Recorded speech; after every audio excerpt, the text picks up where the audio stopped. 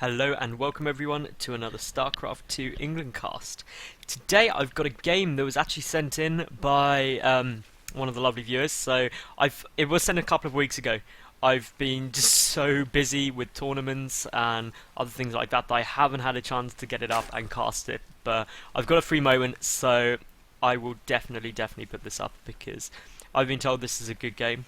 So I'm hoping it will be fun. So let's introduce the players. We do have Biscuit, who is the green Zerg in the lower left, and he's playing against ScGTcO Gaming's TCO. That is the chosen one, is what it stands for, and it is the submitter of this replay. It's from the Playhem daily. It's a best of one game, so hopefully it'll be fun. Playhem are an amazing group. They do so much. Their daily tournaments are absolutely brilliant. It brings a lot of community fun to the scene, and really they allow for all levels of player and things like that. So definitely worthwhile. So do check out Playhem if you can. What else? Yeah, as I said, this was submitted by one of the viewers. So by all means, you should submit any videos you think are awesome for replays. Whether it's a game you want analysing, a game that's just fun or anything like that, just send it through to sc2england@hotmail.co.uk or tweet it to me, which of course is at sc2_England, or just leave a comment on one of the videos or something. I'll check it out, and if it's cool I will cast it if I do get a moment, because that's just awesome. So it is a ZvZ, both players going for, well, we've got a spawning pool first for Biscuit and a gas spawning pool for the chosen one. Meanwhile, obviously this map, it does lend itself quite nicely if you want to get fast expansion, because this area isn't too difficult to hold.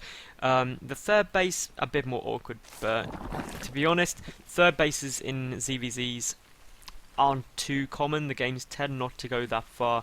It tends to get knocked out in sort of the roach phase usually, or roach infested. You do see, I mean obviously you see games with a third base, but usually it's two bases where ZvZs tend to end at anything below the highest of high levels, because it's so delicate. A big baning hit, or if a player gets a critical number of roaches against Zerglings, then kind of all ends and there's not much you can do about it. It really comes down to as many units as you can get, whereas something like a PvP, good force fields can hold things on. You can, in a TVT, the wall off can just help defender's advantage. In ZvZ, it all comes down to who has more stuff and whose stuff is better.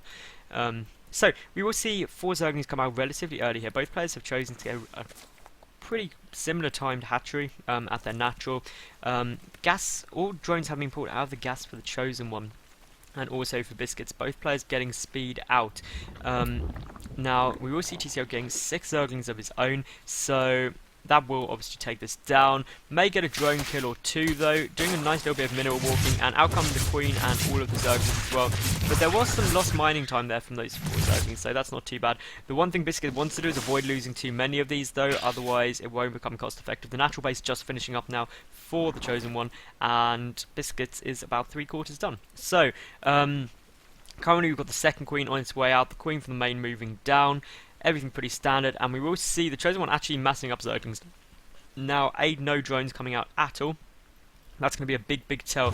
We'll be interested to see if he uses the space at all, or if he just goes for mass Zergling, which of course, getting a natural base relatively quickly, letting it get scouted and then massing up Zerglings is relatively effective, because your opponent sees it, think, oh well, he's getting expansion up, I'm safe, I'll drone, and then suddenly they have like 20-30 Zerglings at their front door. The critical fault in that sort of play is when your opponent makes banelings, because banelings mean you're going to die with mass Zerglings. It's sort of, I've said it a lot, but ZvZ comes down to 3 phases of the game. You get the Zergling phase, where the more Zerglings win. Then you get the bling phase, where banelings just annihilate mass Zerglings. And then finally you get the roach phase. But we are going to see these Zerglings going in here now. The Spine Caller is on its way down. There's 12 more Zerglings in production at the moment for Biscuit, who doesn't have a Baning Nest, which is absolutely critical. It's something I suggest to everyone, is if you do go for a relatively fast expansion, get a Baning Nest to avoid things like this from happening. Literally 2 Banelings would annihilate this push, but at the moment we will see the chosen one having to pull back. There's too many Zerglings there at the moment for Biscuit. The reinforcements are on their way in. They're running straight through, a bit of a odd rally point there. But these 4 Zerglings can be irritating, but both players are mass-producing Zerglings, nothing in production at the moment. And essentially, the Chosen One has massed up an awful lot of minerals, like a huge amount, and that essentially comes down to the fact that injects are a bit off. I'm not sure what league the Chosen One's in. I think he did tell me, but I may have forgotten. But it was either gold or platinum, I think, so obviously not perfect injects coming down there. And that really shows how important injects are. In a kind of pro level ZvZ, you don't see stacked up minerals, especially at this sort of stage in the game. But this is a mass Zergling on Zergling encounter. If one of these players just got a Baneling nest, it would all be over. But they haven't. Instead, this is going to be mass Zerglings literally everywhere, and it gets pretty tough to tell who's coming out on top. The Biscuit is definitely going to win that engagement, but there's still more reinforcements on the way. Want to be careful with those rally points, and to be honest, Biscuit is looking to be in a really good spot right now. He is ahead in drones by 5, and essentially has a lot more Zerglings, 28 to now 26, so mass pop of Zerglings here could actually save the Chosen One. Obviously they're all fresh out, the Queen helps a lot as well. Injects, still not looking good. I mean, there are injects down, but having 60 energy on each Queen at this stage of the game is good compared to, well, perfect injects out of Biscuit. But he doesn't have the second Queen, so it's a bit tough to tell who's coming out on top here. But we will see the Chosen One has managed to get his bank down a bit. Didn't like that trust fund, went a bit on a spending spree. And still, look, would one of you just get a Baneling nest already? God. I mean that in a joking way. Actually, this is a good choice getting that roach one down, except not enough gas to really sustain it. So it's a bit of a wasted place now, because once, essentially, Zerglings beat roaches until roaches get to be a relative sized ball, and then you can't get a good enough surround. And finally, we will see Biscuit getting that Baneling nest. Get that Baneling nest, Biscuit. You know you want to. You know that will win you the game. If only you built it 3 minutes ago. Anyway, so we will see a lot of Zerglings here, a lot of Queens. That Overlord going down will supply block the Chosen One quite heavily, but there's just so many Zerglings here at the moment for TCO. Biscuit is having a good engagement, and it's hard to actually tell what's coming on here, hiding the health bars temporarily just to try and see. There's definitely more Zerglings there for the Chosen One. Queen does get taken down, and that's going to hurt Biscuit's production massively. And now the Zerglings are going to get into the middle line. That's going to do big damage. The drones are being pulled now, and there is not enough roaches to deal with this many Zerglings, but it will get cleaned up just from the reinforcements and the defender's advantage. But the loss of the Queen, that is a huge thing. And the first Baneling coming out, there are still some more Zerglings in the mineral line. They're being pulled off, not quite sure why. There are more reinforcements coming in at the moment for TCO.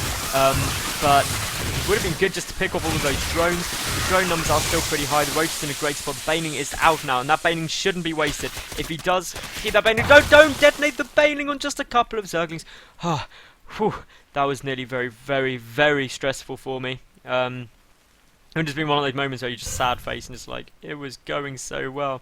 Meanwhile, TCO is now building 9 more drones, which is a good choice. Like, he needs to drone up. That is like essential. Overlord spread, obviously very different between these two players. The Overlord spread for Biscuit is brilliant. TCO, spread out your Overlords more. Build them out everywhere, cover all of the entrances. In ZvZ, there's nothing they can really do unless they get muters, which isn't too common.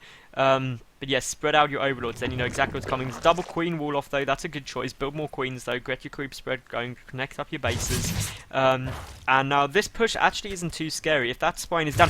But this Queen has moved down, which is going to get picked off alone, so remember to use that whole command there, guys. And that Baneling detonation killed off all of the lava, nice little trick there. That's going to prevent reinforcements. Meanwhile, though, we've got mass Zergling one in here, and all of the drones and the Nats will get taken out. This Queen is going to get taken out yet again. Biscuit's production has been hit so hard, and all of these drones are going to get taken out. Like, there's no way they'll survive. They almost would have been better fighting, but since roaches are on their way out now.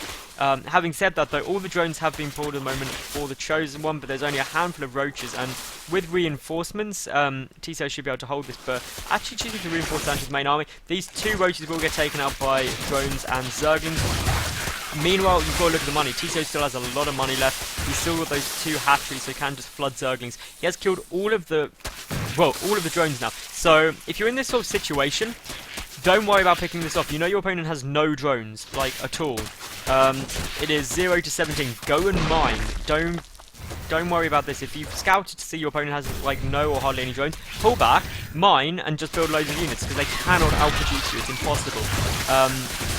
But we will see here the supply is definitely in TCO's favour. Cleaning up pretty much everything. The drones are getting taken down. You should have at least left one drone, then you would have been safe. But we will see. This game is now over because Biscuit has one supply. What is making up his one supply? This one drone. This one drone is like, going to mine. Everything's gonna be okay. Everything. You've got enough money for another drone now, but it's gonna die. And this is not a fun time. And Biscuit choosing to build 2 more Zerglings. Those Zerglings were not gonna help you. I hate to break it to you. And there's the GG. So that was a bit of a strange game right there, but just shows you that amazingly you can make some crazy things work. So thank you TCO for sending that in. If you do have any cool games, guys, anyone, whether it be a pro game I haven't cast that you're like, this was amazing, send it to me, tweet at me, anything like that, it'd be awesome. Thank you very much for watching, though. If you did enjoy, please subscribe, please follow me on Twitter, leave any comments, criticisms, or anything like that below. Thank you very much for watching, and tune in again.